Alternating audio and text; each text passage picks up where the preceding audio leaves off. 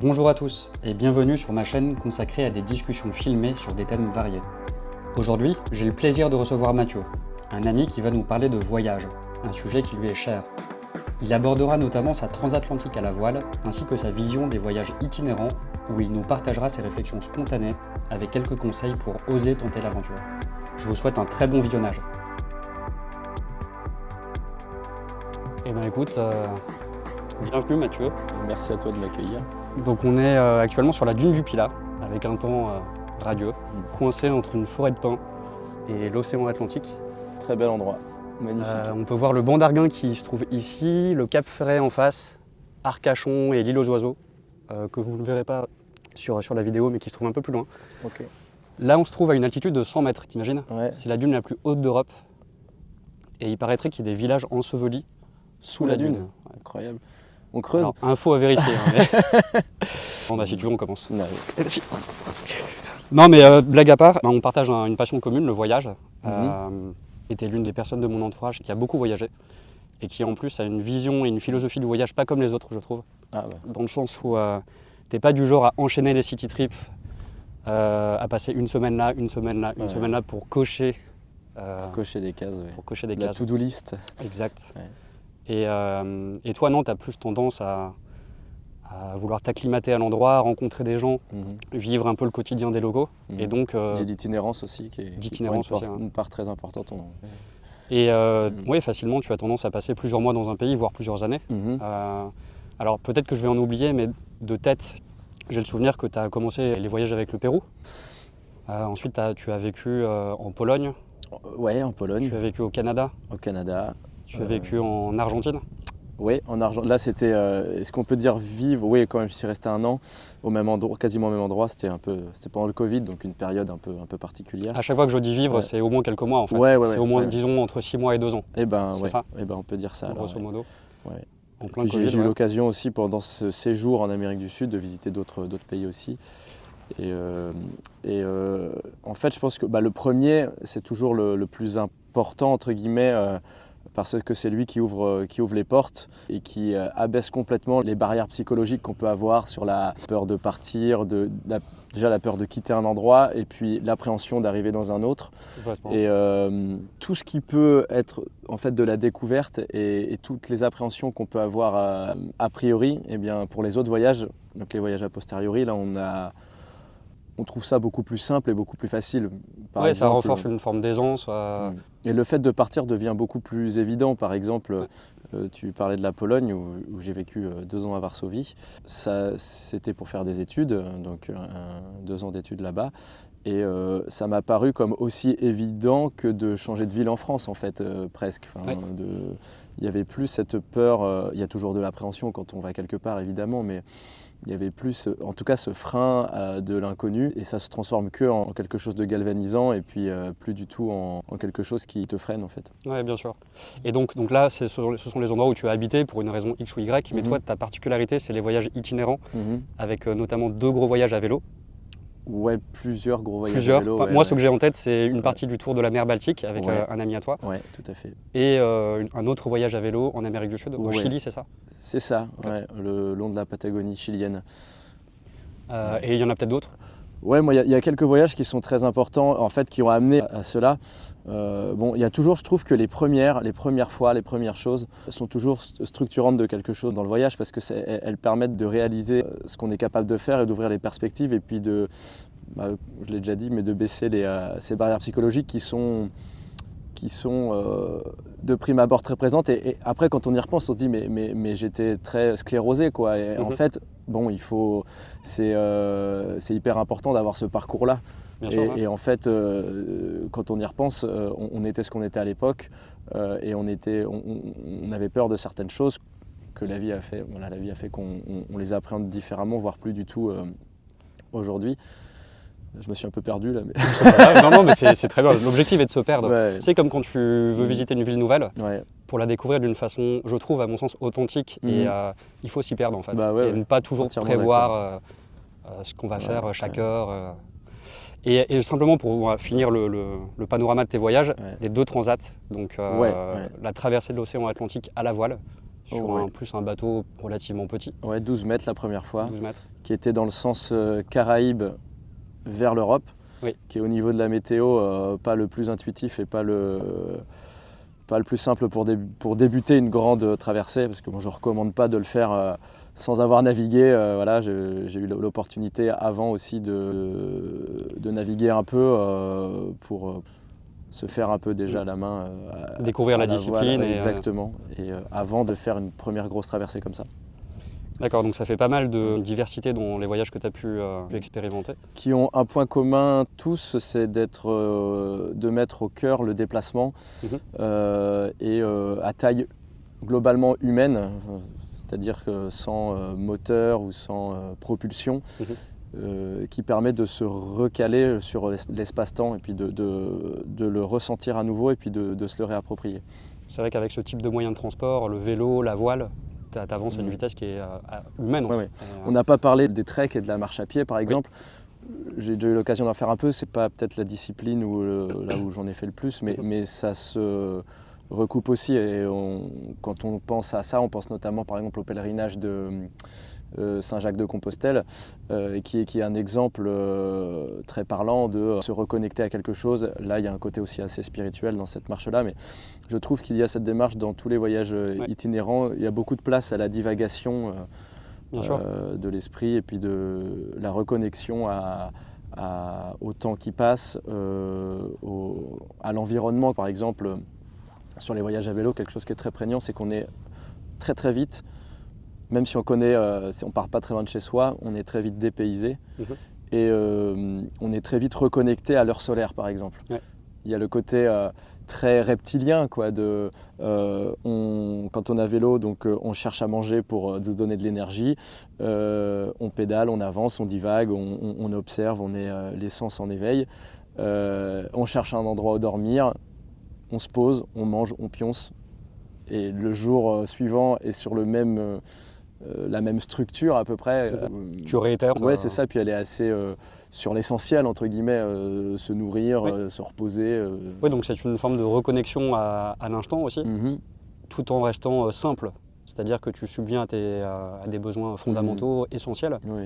Puis comme on a besoin, en fait on met l'essentiel vital presque au centre des choses, donc ça permet aussi j'ai l'impression que le cerveau se fixe là-dessus et du coup ne se préoccupe de problèmes de la vie courante qui peuvent et qui nous apparaissent à ce moment-là comme extrêmement superficiels et puis très lointains finalement.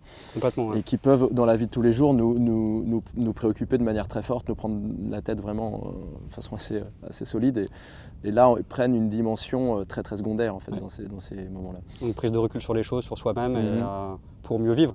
Et donc là tu parlais plutôt du côté presque spirituel, il y a une dimension spirituelle en fin de compte qui est forte dans ces voyages-là, sans forcément enfermer la chose à travers une religion. Bien sûr. Mais c'est plus large que ça. La reconnexion à soi, une vie intérieure tu vois, que tu vas pouvoir travailler et expérimenter et développer. Ouais.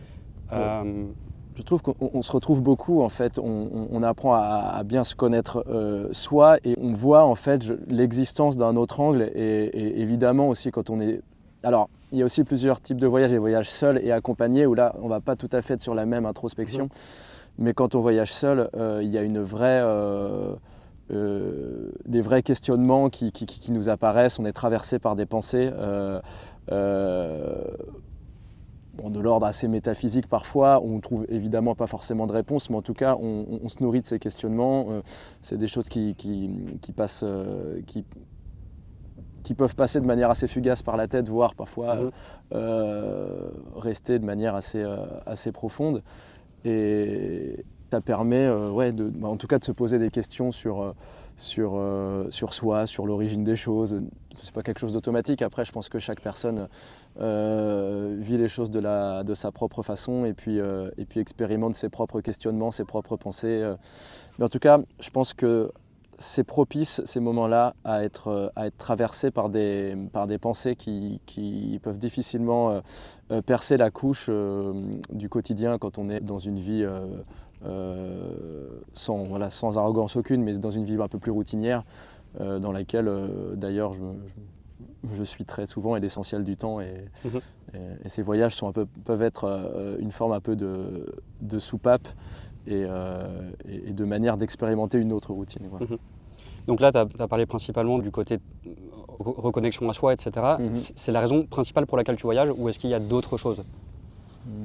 Qu'est-ce qui t'anime dans cette volonté de partir, en fin de compte, de quitter ton appartement, ton travail, ta ville, ta famille, tes amis pendant un temps, pour te dire, voilà, pendant plusieurs mois ou plusieurs années, je pars habiter à un endroit et vivre autre chose? C'est à chaque époque aussi, à chaque moment de la vie, on peut être motivé par différentes raisons. Il y en a une qui me paraît assez systématique, c'est que j'ai à un moment un besoin de me reconnecter à quelque chose d'essentiel et de tangible. Ça peut arriver par exemple que dans la vie, dans le travail, on ne trouve pas forcément toujours le sens ou en tout cas la place qui est la nôtre ou qui devrait être la sienne ou en tout cas on n'est pas toujours soi-même en phase avec ce qu'on fait au quotidien. Ça c'est souvent le point de départ, c'est voilà, j'ai besoin quand même d'un moment de reconnexion avec ce qui me paraît être essentiel et c'est souvent le temps qui vient dans la réflexion, comment se reconnecter au temps, comment regarder le temps dans les yeux, c'est quelque chose qui m'est très commun dans mes réflexions avant voyage. Après, comment ils se construisent, ça c'est l'imaginaire qui travaille beaucoup aussi. Comment je vais faire, comment je vais imaginer un voyage, c'est sur des choses qui peuvent être dans ma tête depuis longtemps, des fantasmes un petit peu sur les endroits que j'aimerais explorer. Et puis après, tu me parlais, pour revenir à ta question, pour parler de la raison principale, donc c'est ce que je t'ai exprimé dans un premier temps. Et après, ça peut être une envie d'explorer une expérience, un endroit. Voilà, je pense que le point commun, c'est ce dont je t'ai Ouais, c'est très intéressant. Mais donc ça veut dire que tu pars pour les raisons que tu viens de citer. Donc, naturellement, tu vas changer et évoluer sur un certain nombre de points.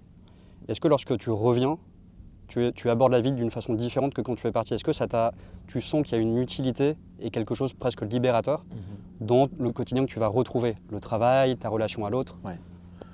Alors en fait, moi je prends ça comme quelque chose qui m'est vraiment essentiel pour me recharger les batteries, pour me régénérer. Et après, parfois, on est là par la force des choses, comme j'imagine la plupart des gens, on est dans notre vie et tout ça. Et en tout cas, moi, dans la globalité de ma vie, ce sont des moments dont j'ai viscéralement besoin. Après, évidemment que c'est quelque chose dont, déjà sur l'instant présent, qui me nourrissent énormément et vraiment dont j'ai fortement besoin. Et ça peut être par différentes façons de faire. Il y en a qui se retrouvent par exemple, je sais pas, dans la religion. Il y en a qui ont besoin de partir et profiter de manière un peu plus frénétique de la vie par, je sais pas moi, différentes formes d'exploration, des voyages, fiesta. Couper du quotidien et me régénérer, c'est cette façon de voyager itinérante. Parce qu'en plus, c'est sur le long terme, donc ça aide davantage par rapport à un week-end prolongé. Ouais, mais même pour des périodes courtes, par exemple, moi, dans une période, imaginons, très, quand on travaille, par exemple, je pose 2 semaines de vacances, par exemple, moi, ce qui va vraiment me régénérer, me plaire énormément, c'est de prendre mon vélo et puis de partir. Par exemple, l'été dernier, je suis parti traverser depuis là où j'habite, à Alençon, en Normandie. Aller jusque dans le Finistère, ça m'a pris 10 jours de voyage et au final en se reconnectant au temps solaire par exemple, j'ai l'impression d'être parti un mois. Non, je suis parti 10 jours. À la nature. Ouais, et l'essence aussi, je l'ai évoqué tout à l'heure, mais ça c'est quelque chose qui est assez véritable. L'essence dans ces voyages, que ce soit à la voile, que ce soit en vélo, à pied, j'imagine que c'est exactement pareil, j'ai moins d'expérience dans le domaine, mais on se reconnecte de manière très forte à ses sens et à l'observation, à la nature, à l'ouïe, aux odeurs. Et c'est des sens que l'humain a depuis toujours, mais qu'on a tendance à occulter et à ne plus y faire attention. Ouais. Après ça, je pense que pour parler un petit peu peut-être de la société dans laquelle on vit, j'ai l'impression qu'on s'est quand même créé un milieu naturel qui convient aux exigences de notre ère en fait, et on s'est de fait complètement déplacé de tout ce qui peut être la reconnexion au temps, à la nature, même à nos sens, pour quelque chose qui correspond au confort moderne. On pourrait parler par exemple de cet instinct que certains animaux ont, que les sens nous permettent de comprendre. Et ces voyages sont une forme de retrouver ça pas de manière permanente, mais en tout Non. cas d'y regoûter, et c'est quelque chose qui m'est très précieux et important. Se rappeler presque qu'on est doté de ces sens incroyables qui nous permettent des choses fantastiques. En fin Ouais, de compte, ouais. Et je pense que ça, en plus, c'est qu'un échantillon, parce que à d'autres époques, je pense à certaines civilisations qui ont appréhendé, par exemple, le ciel pour se repérer. C'est des connaissances qui nous sont presque disparues en tant que civilisation humaine. Enfin, moderne. Aujourd'hui, tu mets n'importe quel humain dans la forêt de Rambouillet. Et tu lui demandes de sortir. Il va être bien barré, quoi. Enfin, Ouais. Tu vois, c'est... Très intéressant. Est-ce que par rapport à tous ces voyages, il y en a un qui sort du lot en matière d'intensité, de découverte, d'apprentissage? Ouais. Si aujourd'hui tu es au bout de ta vie, admettons, et tu as la possibilité de revivre l'une de ces expériences, est-ce que tu en choisirais un par rapport à un autre ou pas? C'est très très dur comme question, parce que je pense que tous ont une place importante dans la construction des souvenirs de ces moments-là, et puis de la construction en tant que personne aussi. Et parfois, c'est pas ceux qui sont le plus impressionnants qui vont être le plus peut-être constructifs, parce qu'en fait, c'est peut-être les voyages d'avant, les premiers par exemple, qui ont permis de lever, comme je parlais au début, certains freins qui vont permettre en fait de pouvoir faire les choses les plus grandiloquentes. Je pense que celui qui a été le plus vertigineux pour moi, ça a été la transatlantique, la première. On est parti sur un bateau de 12 mètres à 3, avec 2 personnes aujourd'hui qui ont une place dans mon existence et dans mon cœur et dans mes souvenirs très forte. Et cette première expérience-là de transatlantique à la voile a été vraiment très forte. On a vécu des choses très intenses. Alors moi, c'est vrai que c'était la première fois, donc c'était la première transatlantique, premier gros voyage en bateau. Donc moi, j'avais pas les autres références, mais en tout cas en parlant avec le capitaine et le second, on était 3 sur le bateau. Ça a été une traversée très très dure pour eux aussi, et voilà, on a eu des conditions de mer très très fortes, on a eu de la casse pas mal, on a eu des situations assez périlleuses, et ça a fait appel à beaucoup de sang-froid de la part de tout le monde, et puis surtout de la part du capitaine qui était aux responsabilités, donc lui qui devait, je pense, avoir avec de l'empathie, avoir un stress assez fort dans certaines situations. Et au final, bon, on a réussi à faire ça, on était super contents d'arriver, et puis avec un sentiment voilà quoi, ça a été un vrai voyage avec plein de galères, avec d'accomplissement.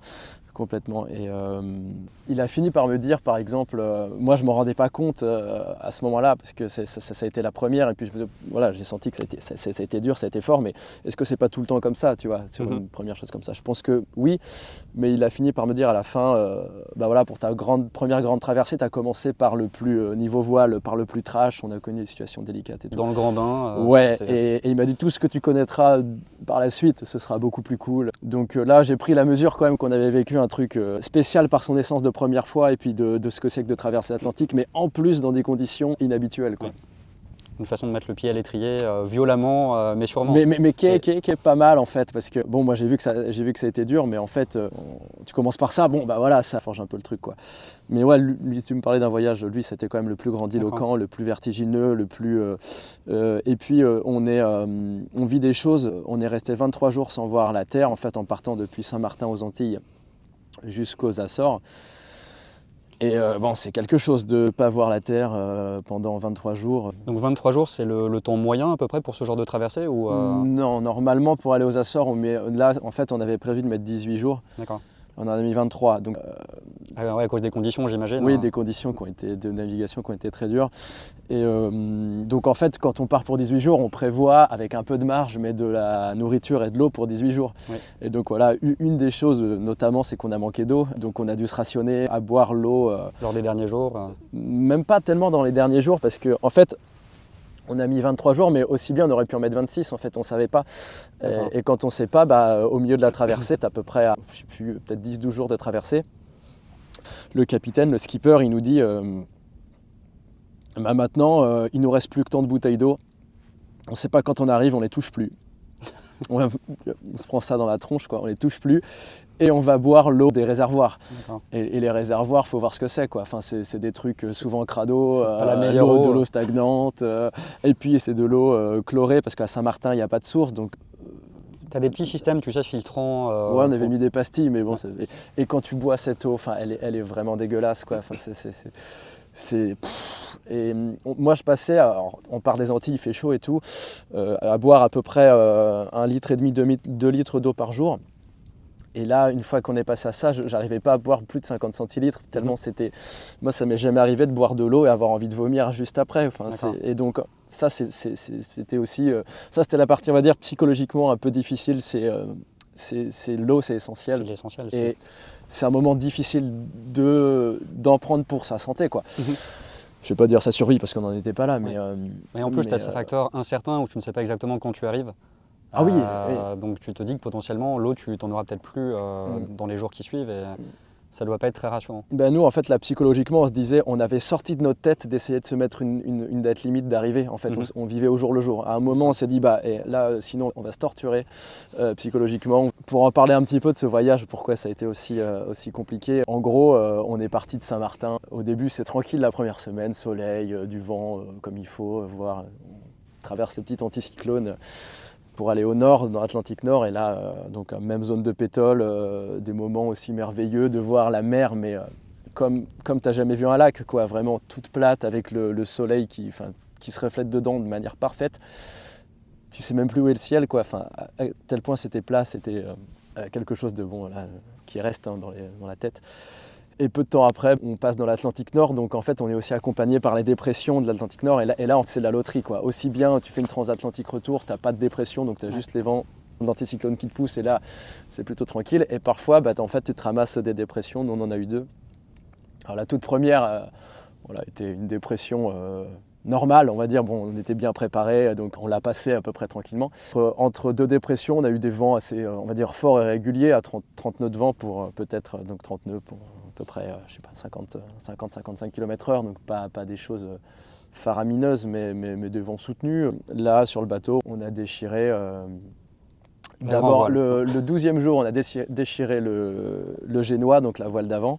Le jour suivant, la grand voile. C'était des voiles qui étaient restées longtemps à poste sur le bateau, qui avaient été abîmées par les UV. Donc au premier coup de vent un peu fort, les deux en 2 jours. Donc là, on regarde la météo et le lendemain, on voit qu'à 150 000 au nord de nous, il y a des vents annoncés à 70 nœuds. Donc ça fait 130 km/h de vent. Et là, on se dit... Avec les voiles dans cette condition Ouais, là en fait sans les voiles on se dit c'est périlleux, et il y a eu des questions quand même, des réunions de crise un peu entre l'équipage, le capitaine qui là il y a 3 options, on peut faire ça. C'était un peu solennel, quoi, sur ce qu'on fait, et en fait on avait des voiles de rechange, heureusement. Et le lendemain, il y a eu une petite accalmie. On a réussi à changer les voiles dans la matinée. C'est systématique ça d'avoir des voiles de rechange quand tu pars pas toujours? Non, c'est conseillé, mais... tout le monde ne le fait pas. Non. Est-ce que ça aurait pu être évité, ce type d'incident, déchirure de la voile, à cause d'un... C'est comme toutes les choses un peu vieilles, à un moment, elles cassent. Oui.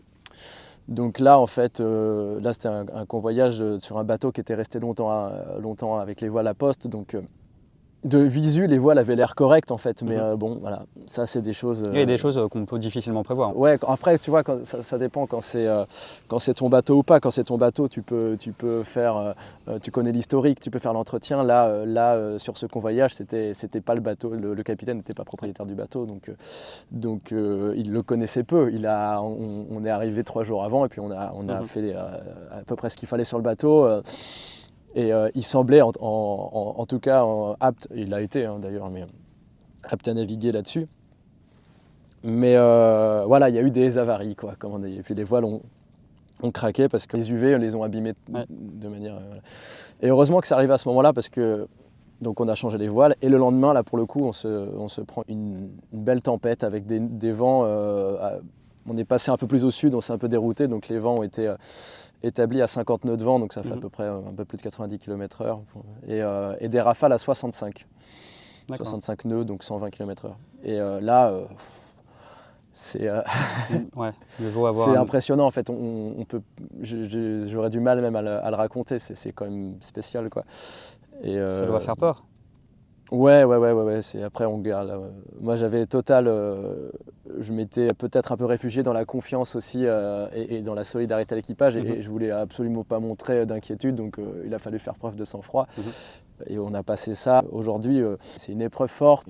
Oui, qui en plus est partagée. Qui est marquante, qui est marquante et qui soude des âmes humaines un peu. Enfin, moi, je me sens, du coup, on a vécu ça ensemble avec les deux et je me sens très lié. Globalement pour tout ce voyage, et ces épisodes-là font en fait le sel et puis toute la nuance de l'aventure. Et après ce moment-là, on a eu une situation de vent un peu particulière, c'est qu'un anticyclone s'est mis au nord de nous, donc il nous envoyait des vents assez forts de face. Donc on a dû tirer des bords pendant 5 jours. Tirer des bords, ça veut dire le vent vient de face, donc on ne peut pas prendre en voilier, on peut pas prendre le vent de face, donc il faut qu'on prenne de l'angle et on remonte le vent comme ça. Bon.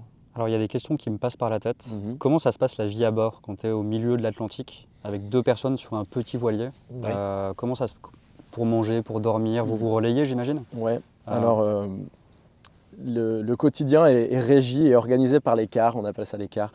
Et donc nous, c'était toutes les 3 heures, on avait organisé ça comme ça. Donc on est 3 toutes les 3 heures, donc c'était de 9 à 12, de 12 à 15, de 15 à 18. Donc on se relayait. Et là, en fait, pendant tes 3 heures de quart, c'est toi qui es chargé de faire toute la vigilance sur le bateau. Donc tu es tout seul pendant ces 3 heures-là?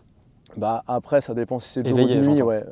De jour, généralement, ça arrive que les autres soient réveillés aussi. Mais par contre, c'est toi qui es dehors et c'est toi qui regarde s'il y a des voiliers au loin, des voiliers ou d'autres bateaux, s'il y a des routes de collision, si on est bien au cap, s'il y a des changements de vent, s'il y a une dépression qui arrive, s'il y a des grains qui arrivent. Donc des grains, c'est des nuages un peu d'orage, des cumulonimbus qui amènent beaucoup de pluie. Et quand on passe dessous, on peut passer de 10 à 40 nœuds d'un claquement de doigts.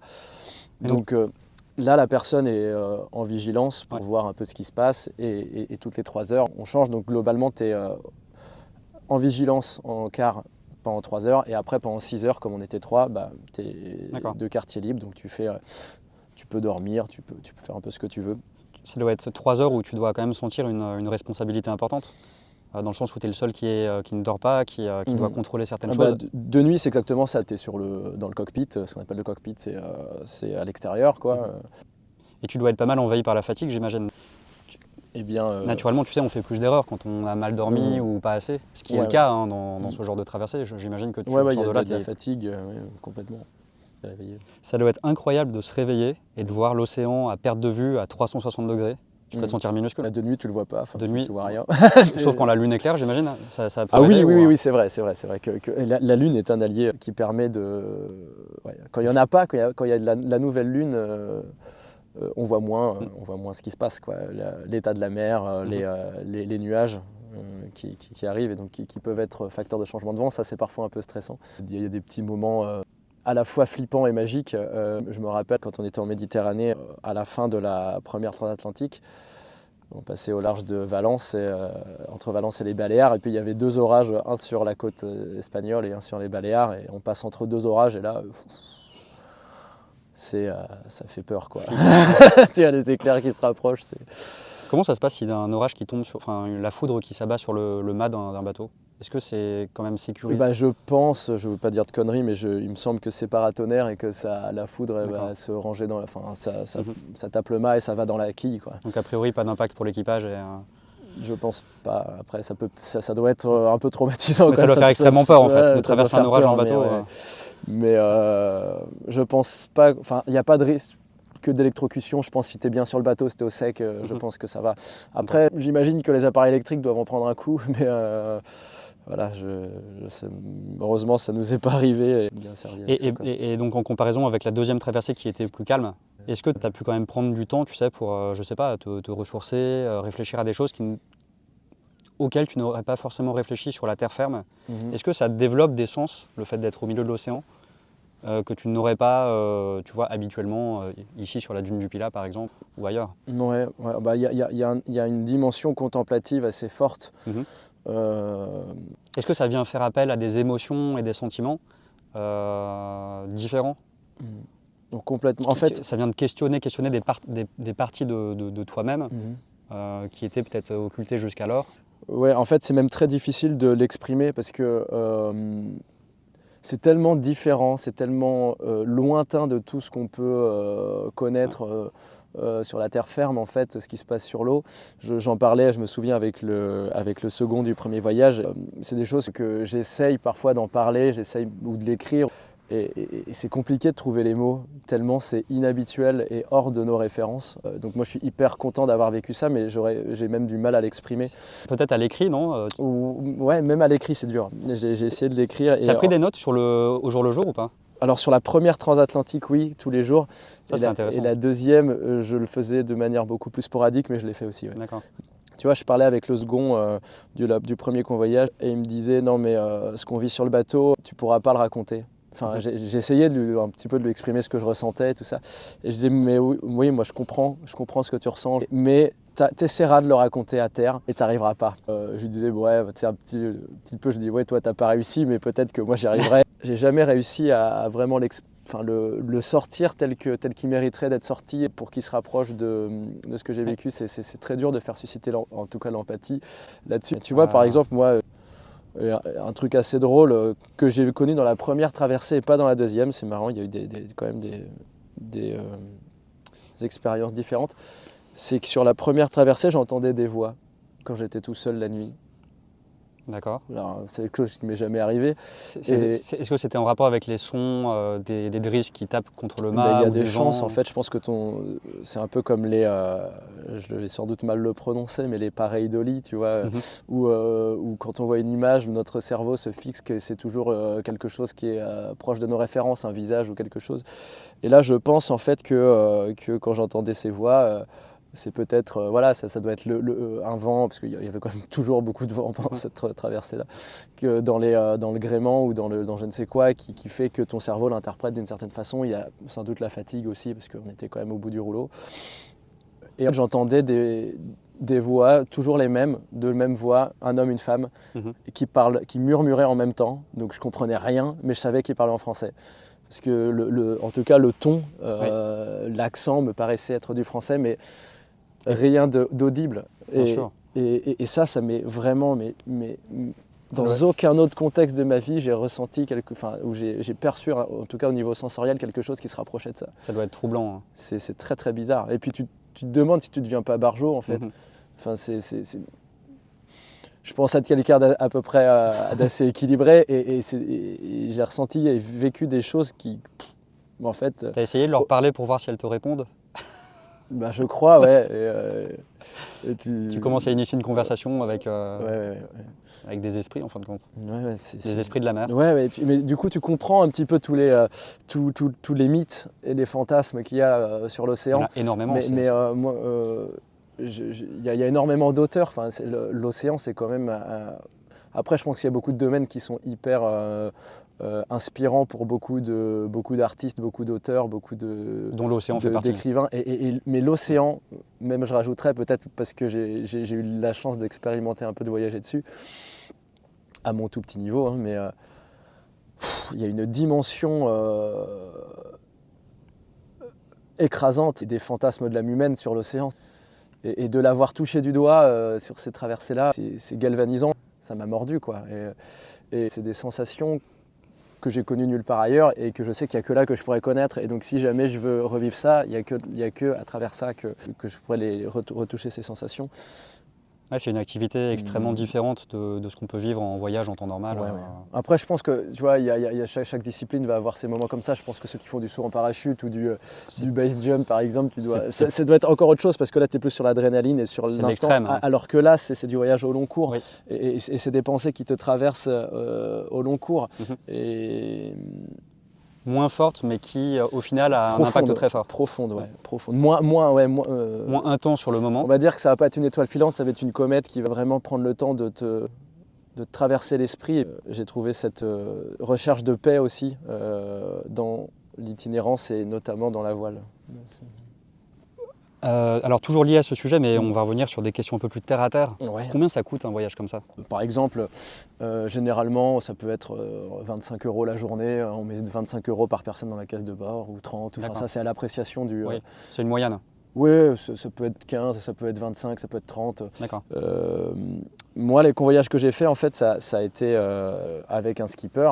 Donc, on se partageait juste la nourriture parce que c'était le propriétaire du bateau qui payait les frais de port. Après, la grande différence, c'est si on est embarqué avec un skipper pro comme bénévole ou avec un plaisancier. Ça va coûter plus cher avec un plaisancier parce que quand tu es avec un skipper pro, bah, souvent le propriétaire il prend en charge l'essence et les frais de port. Et là, on partage juste la nourriture au maximum. Et parfois, le skipper peut décider que l'équipier qui est bénévole ne paiera rien. Ok. Alors si de nouveau on réaborde le sujet du voyage mais au sens large, est-ce que toi tes voyages ont été marqués par des rencontres exceptionnelles? Alors ça peut être pas une aventure amoureuse ou une rencontre amicale ou même une rencontre extrêmement éphémère qui va te marquer fortement sur l'instant. La personne, tu ne vas jamais la revoir, mais tu vas t'en souvenir à vie. Et je trouve que c'est la beauté des... Moi, je me rappelle du visage et de prénoms de personnes que j'ai vues 2 heures dans ma vie. Cette rencontre à cet instant, je ne sais pas si elle a changé la vie, mais en tout cas, elle a marqué d'une certaine façon. Tu vois, on parle d'atomes crochus, là, il y a vraiment quelque chose de cet ordre-là, quoi, assez inexplicable. On se retrouve avec quelqu'un et on se sent inspiré par son discours, par sa façon d'être. Parfois même pas que de l'inspiration profonde ou spirituelle, mais parfois moi j'ai souvenir d'avoir eu des fous rires avec des inconnus totales en 2 heures, mais à s'en faire des crampes aux abdos, à être allongé par terre dans un bar, mais à supplier que ça s'arrête tellement on rigolait. Et des gens en fait... j'ai jamais gardé leur contact, jamais pris leur numéro, je me rappelle de leur tronche et de leur prénom, je les recroise, je les reconnaîtrai tout de suite. Mais c'est ça qui fait la beauté de l'instant. Ouais. Et je trouvais ça, en fait, j'aurais trouvé ça presque dommage de prendre leur contact et en fait que ça devienne, comme toutes les relations éphémères, en fait, de se perdre de vue naturellement parce que c'est ce qui se serait passé. Voilà, on n'a pas après au long cours et dans l'énergie de la vie, pas forcément le temps et l'énergie à consacrer à tout le monde et c'est tout à fait normal. C'est une rencontre... Mais elle est d'autant plus belle qu'on n'a pas gardé contact en fait. Mais c'est ça, totalement impromptu, à un moment unique qui ne reviendra jamais. Je ne sais pas si c'est motivé par un hasard. Dans quelle mesure les voies peuvent se croiser à un endroit, à un moment, avec un type de personne? Il y a le circonstanciel et puis on est parfois, notamment dans Voyage Itinérance, je parlais tout à l'heure des sens en éveil. Il y a les sens en éveil, il y a le cerveau qui est orienté aussi d'une certaine façon dont on n'est pas malheureusement dans sa vie quotidienne. Et on est réceptif à certaines choses et là on va parfois s'accrocher avec des gens, on ne sait même pas l'expliquer mais il se passe un truc. Et ouais, c'est ça, c'est la beauté des voyages, c'est aussi des belles rencontres, c'est unique, évidemment. Et que ce soit fou rire, amical, sentimental, tout y passe et puis ça fait partie des enchantements et des émerveillements de ces voyages. C'est pour ça qu'on voyage. Ouais, surtout en fait, moi je trouve, toutes les façons de voyager ont leurs vertus et leurs tares. Par exemple, quand on voyage en itinérance à 2 ou à plusieurs, on va souvent essayer de trouver la solution au sein du groupe. Tu vois. Donc on est, je trouve, un poil moins ouvert sur tout. Sur l'environnement général. Sur l'environnement, les humains, voilà. Quand on est seul, mine de rien, on a besoin des autres. Et, on provoque des choses peut-être. On provoque plus de choses. On part à la rencontre, on ose plus peut-être. Oui, parce qu'en fait, on n'a pas le choix. Mais en fait, on est moins dans cette situation confortable, tu sais, d'un couple qui voyage ou de 2 amis qui voyagent. Exactement. On est obligé de s'ouvrir plus et c'est pour le mieux en fait. On voit souvent le meilleur de l'âme humaine dans ces moments-là. Des gens vont ils nous connaissent pas, ils vont nous ouvrir, nous accueillir à bras ouverts dans le sens le plus global du terme. On voit de la générosité. On est dans un angle de la vie qui nous montre les meilleurs côtés de l'humain quand même. Bon, après, il peut y avoir des galères, dans les voyages, il peut y avoir des... Je dis, voilà, c'est pas bisounours non plus. Parfois, qu'on peut faire aussi des mauvaises rencontres. Ça, c'est le lot de l'humain en fait. Mais je trouve que... globalement, les gens sont cool, les gens sont sympas et bienveillants et ils veulent t'aider, quoi.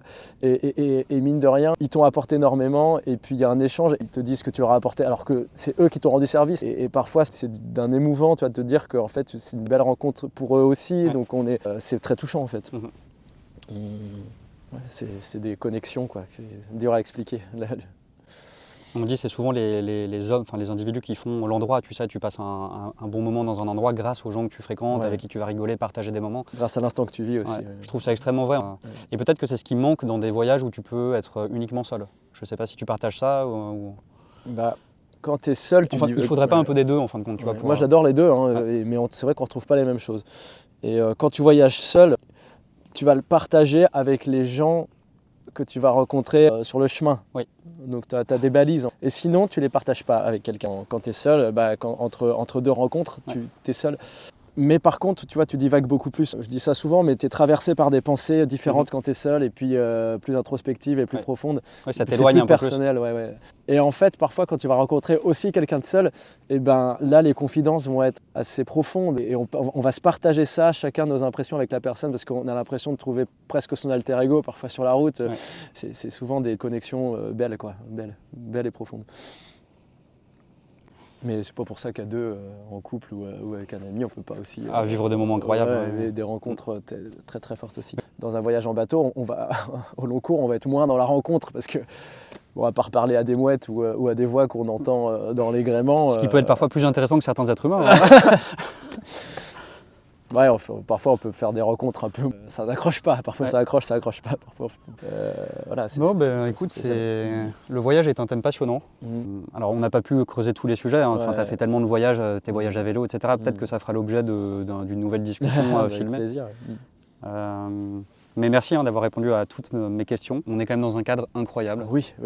Et c'est fantastique. Merci de m'avoir amené là, c'est apaisant. Tiens, on peut peut-être terminer par un petit jeu questions-réponses. Alors, j'ai pas tout en tête, mais l'objectif, c'est que tu répondes de façon très spontanée, rapidement, où tu te laisses pas le temps à la réflexion. Waouh, ça va être dur, mais vas-y. Ouais. Si tu veux pas répondre, tu réponds pas. Si tu veux faire une blague, tu fais une blague. Enfin, vraiment, sois toi-même. Le pays où les gens ont été les plus accueillants et les plus chaleureux. L'Argentine. Le pays où les gens sont le plus cons. Tu as le droit de répondre la France. Les gens sont le plus cons. Ah putain, c'est dur ça. Il y a eu des coups. Il y a des cons partout. Hein. Ouais. Non. Ah putain, là, les pays où les gens sont le plus cons. Les États-Unis, peut-être. Ok. Bon, pour tous les followers américains, le pays qui présentait la gastronomie la meilleure selon tes propres goûts. Le Pérou, c'était très spécial. Hein. J'ai beaucoup aimé le Pérou au niveau gastronomie. Est-ce que tu as un plat qui te vient en tête qui sort du lot? Le papa à la huancaïna. Ta capitale européenne préférée? Moi, j'ai adoré Varsovie. J'ai des très beaux souvenirs à Varsovie. Ton apéritif préféré? C'est pas la plus belle, hein, mais il y a quelque chose. Une âme. Ouais. Ton apéritif préféré? Houmous avec du saucisson. Les deux en même temps. Et à boire? Une bonne bière fraîche. Ton film préféré? Série noire d'Alain Corneau. Ton livre préféré? Voyage au bout de la nuit ou 100 ans de solitude. Ta musique préférée? Je dirais pour le francophone Noir Désir et puis pour l'anglophone Nick Cave. Quelle est, selon toi, en un mot, la qualité essentielle pour apprécier un voyage le plus possible? La curiosité, je pense. Quelle est la valeur qui sauvera l'humanité? L'amour. Et quelle est la valeur qui détruira l'humanité? La mort. Non, c'était pour le jeu de mots. La cupidité, je pense. Est-ce qu'il y a plus de grains de sable sur la dune du Pilat qu'il y a de litres d'eau salée dans le monde? Eh ben vous avez 2 heures. Sujet de disserte. Quand on voyage en itinérance, on est souvent traversé par ce genre de questions. On parlait de spiritualité, mais on est aussi traversé par des questions aussi débiles que ça. Et le pire, c'est qu'on cherche la réponse. Oui. Il faut vraiment rien d'autre avoir à faire. Et parfois, notamment quand on est au milieu de l'Atlantique, on n'a rien d'autre à faire. Non, bah écoute, on peut s'arrêter là. Hein. Est-ce que tu aurais un conseil? Qui suis-je pour donner des conseils? Mais un conseil pour des gens qui aimeraient au plus profond d'eux voyager, partir à la découverte d'autres cultures, pays, mais qui n'osent pas, par peur par exemple. Mon conseil, ce serait y aller petit à petit. D'abord des petites choses pour se prouver, pour grandir avec cette idée. Ça permet de prendre confiance en soi. D'abord, y aller mollo sur des petits trucs qui vont nous ouvrir l'esprit et nous ouvrir les perspectives.